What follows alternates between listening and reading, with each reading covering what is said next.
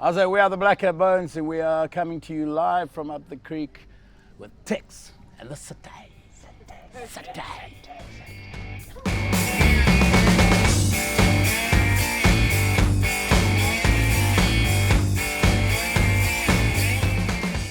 My fondest memory of Up the Creek, it's hard to choose between Jock Moorman doing bird sounds at the Congo set.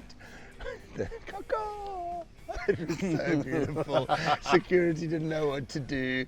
It was one of those chaotic moments at a festival where everybody was so dumbstruck. I think that might be my favorite, but there's also these photos we got back when Southern Gypsy Queen played for the first time. Like, it's our first proper gig since Paul died. And I remember seeing this girl crying when I was playing Rise Up. Yes, it is amazing. And then I could barely keep it together. And then someone tagged her in all these photos. And I was like, I have to find out who this girl was. Not in like a creepo way, just to like say, Flip, you made my show feel so amazing. And then she was a girl that grew up in a town like half an hour from our little town in the Eastern Cape. And her and Paul, I think, maybe hooked up somewhere or whatever, and they had this like little friendship for years I didn't even know about.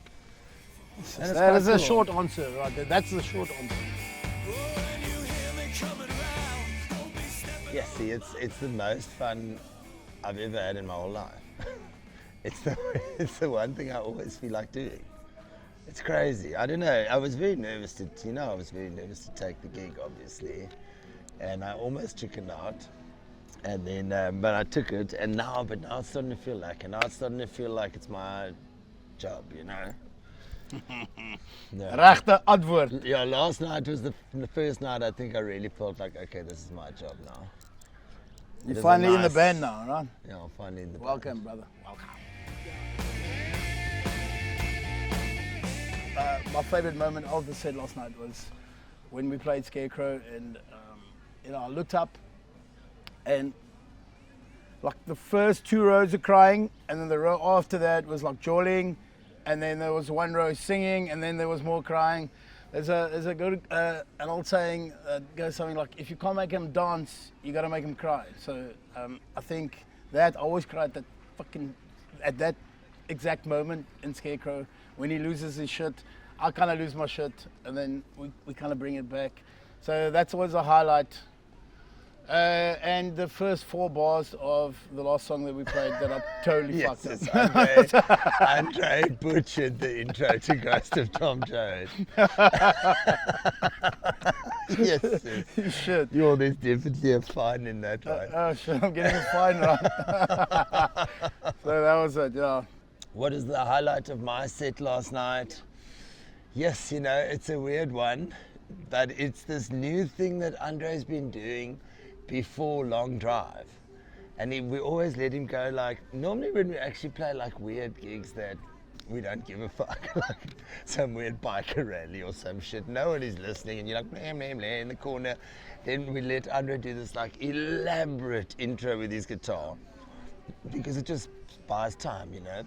This is not one of those gigs. Now, in that time of like self-expression, Andre discovered this little do-do-do-do-do-do-do thingy where he climbs and the band just goes like this. Nobody knows what the fuck it is or what it's going, where it's going. Even I forget that it goes into Long Drive, and then as it goes in like that is Boom. My favorite part. There was a lot of expectation.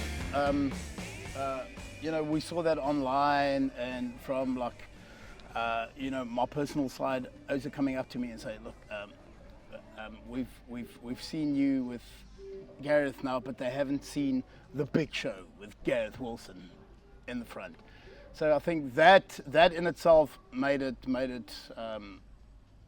like on the top 3 of the books.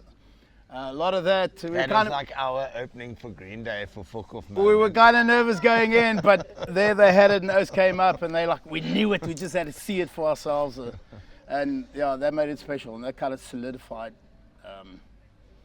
this next chapter of where the hell we're heading to. Oh my God. I can share everything with you, but it's probably not going to be a wise business decision. We're writing a new album. We're there, we're like 80% there with the pre-production, and the songs between myself and Gary is it is the next. It says that in so many words. It's And the next chapter. the it's the next songwriting level. is fucking gonna be lucky because Yeah. you know Andre and I are these like romantics that are fucking all feely, and then We did some got Spanish lyrics in the We wrote previous Spanish writing lyrics, I don't session. know. Can you remember when he sang this? I can't There remember. was some sexy Spanish lyrics. But We're like, let's write a rock song, and then halfway we're like, let's add some sexy Spanish lyrics to it. But then we got And then- Chris, who's like a human AI machine. Is that Chris has somehow memorized so much stuff that we just tell him this is how we want you to make this thing that we've done sound. And then Bungie comes in and he just makes it less robotic from Chris's side and less heilerig From our your side.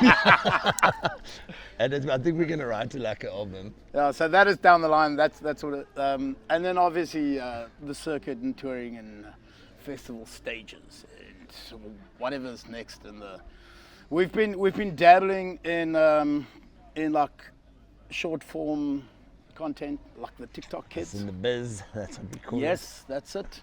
So we find ourselves from time to time with a jukebox and a cell phone, and this guy would be, strutting his stuff right next to the N2, and we're miming to our own tunes, which is fucking ridiculous. But that's apparently what it takes to make it in the biz these days.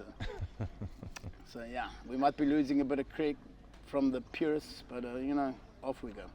Yes. Yappa, yappa, yappa. Yappa, yappa. Yappa, yappa, yappa. I can't wait to see that TikTok content. Yeah. TikTok.